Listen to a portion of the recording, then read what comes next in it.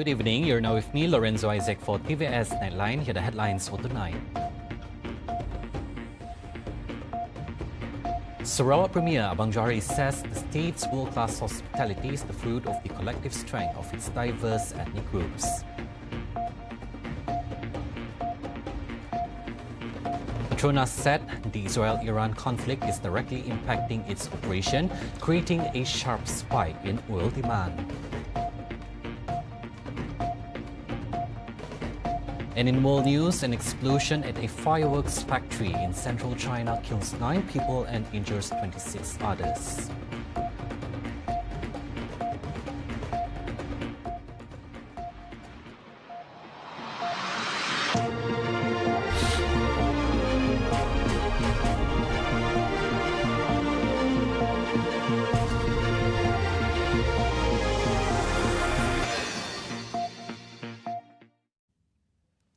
Sarawak's success in offering world-class hospitality to international guests is not due to individual efforts, but rather the collective strength of its diverse ethnic groups.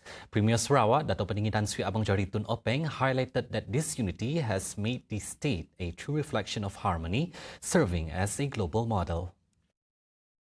He was referring to the positive responses from the ASEAN delegation, who praised the hospitality extended by Sarawakians during the 43rd ASEAN Senior Officials Meeting on Energy, or SOME, held in Kuching. When they are here to discuss on energy, and last night they were very impressed with the way we entertained them. Benchmark too high, so they have to follow our benchmark. Maknanya dari sudut perpaduan kerjasama begitu erat sudah menjadi budaya kita dan haruslah kita tekankan. He said this in his speech during the Gawai Dayat 2025 celebration organized by the Sarawak Premier's Department on Tuesday. Adding further, Abang Johari said the state's unity forms the backbone of Sarawak's achievements through various sectors, including diplomacy and social development. And to further strengthen harmony among the different communities, the state government is also focused on developing cultural infrastructure for each of Sarawak's major ethnic groups. A teenager who caused a horror crash that killed 5 people in Kuching in January has been sentenced to 6 years at Henry Gurney School and fined 1,500 ringgit. The magistrate's court delivered the sentence today after the 17-year-old pleaded guilty to 2 charges: reckless driving causing death and driving without a license.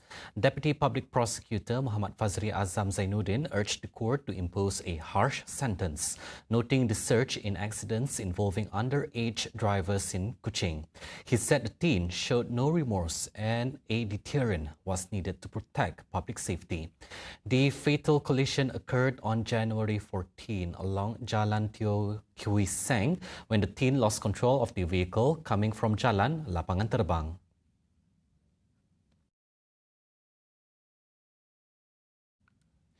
38 residents from 9 families were left homeless after a fire gutted their longhouse at Rumah Panjang Gamang, Jalan Penasu last night. According to the Sarawak Fire and Rescue Department Operations Centre, firefighters from the Sungai Merah Fire Station with assistance from Cebu Central were dispatched to the scene after receiving an emergency call at 6:56 p.m. Upon arrival, the team found the non-permanent longhouse fully engulfed in flames. After 30 minutes of firefighting operations, the blaze was brought under control at 7:44 p.m. Fortunately, no casualties were reported as all occupants managed to safety. Authorities are still investigating the cause of the fire and the total losses incurred.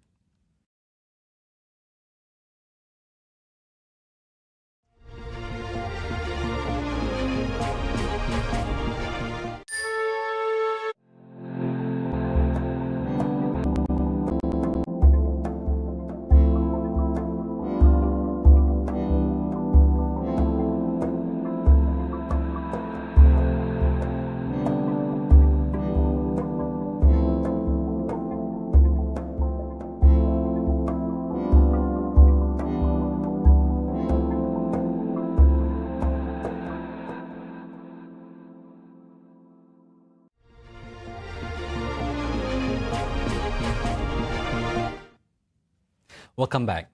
Librarians in the ASEAN region face significant challenges in promoting the culture of reading amid the emergence of technology and artificial intelligence (AI). As such, Prime Minister Datuk Seri Anwar Ibrahim has urged librarians across the region to go beyond their traditional roles and take on the challenge of nurturing a vibrant reading culture, especially among the younger generation. In social media, they read two sentences and they come to a conclusion. Influencers will continue to say in a few words and come to a judgment. Now, the culture of creativity, of trying to fathom the truth, to understand, to appreciate through that reading culture is somewhat lost. Anwar said librarians also need to come up with the best methods to cultivate a love for knowledge and the practice of reading. In addition, people who value knowledge must also work to transform libraries into dynamic, active community hubs that are relevant to the needs of today's society. And of course, libraries have to adapt with a steady resolve. Digital, AI, okay. But our duty is, of course, to encourage. How do we then get people, and students particularly, the young, to have the interest to read? When officiating an event at the World Trade Center today, the Prime Minister also emphasized that librarians must become effective guides in introducing readers to exciting content, as well as utilizing technology and digital tools to reach a wider audience. The ASEAN Digital Library (ADL) initiative is a monumental effort to bridge the knowledge gap among communities in ASEAN countries.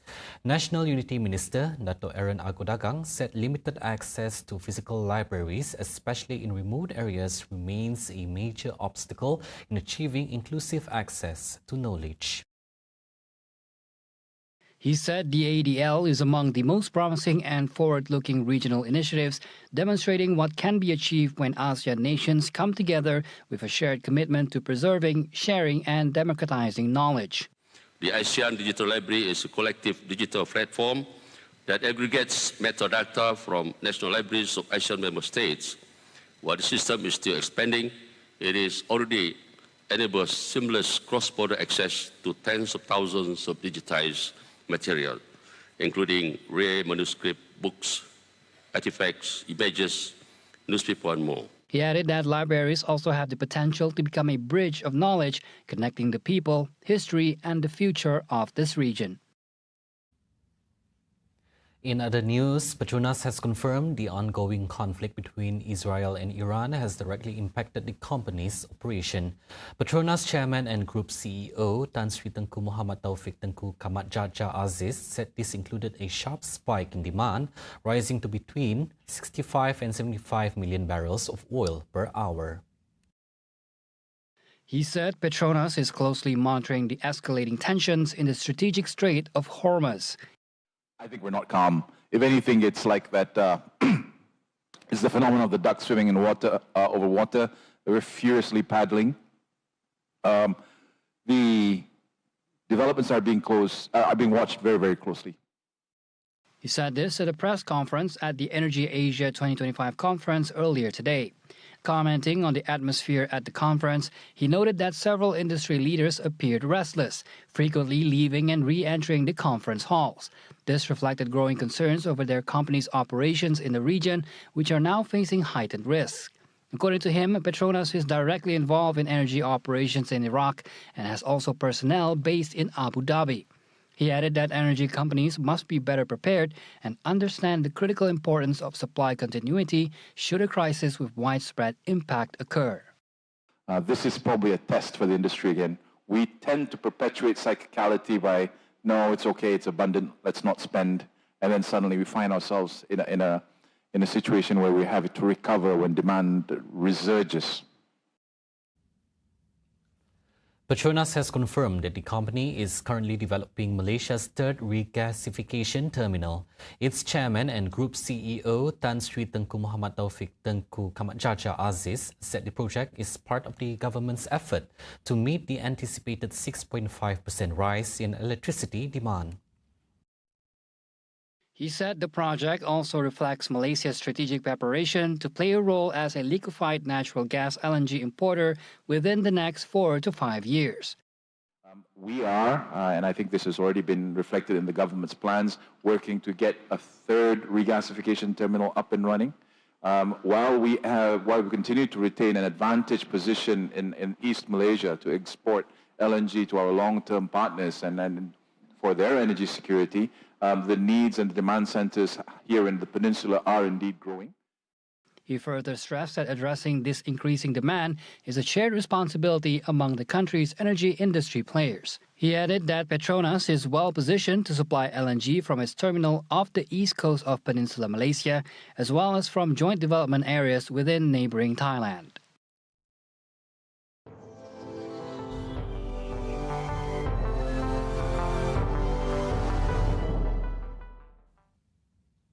On to world news. An explosion at a fireworks factory in central China killed 9 people and injured 26 others as challenging on-site rescue work continued a day after the incident. State-run China National Radio said the blast occurred shortly before 8:30 a.m. on Monday at a factory in a village outside Changde, a city in Hunan province. CNR said rescue work at the scene was ongoing, noting a complicated situation and the risk of additional explosions hampering response efforts. Adding to the challenge, the site was in a mountainous area with no large water source. During more than 20 hours of uninterrupted and continuous rescue, the rescue team used remote-controlled water cannons to extinguish the fire. The Ministry of Emergency Management had sent a working team to Hunan to oversee the rescue. The ministry said efforts must be made to ascertain the cause of the explosion as soon as possible and to hold those responsible accountable. See the world closer with TVS as we bring you the latest news updates both locally and internationally.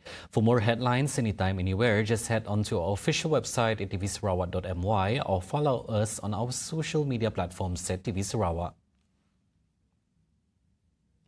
Those were the updates on TVS Nightline. I'm Lorenzo Isaac. Thank you for watching and have a good night.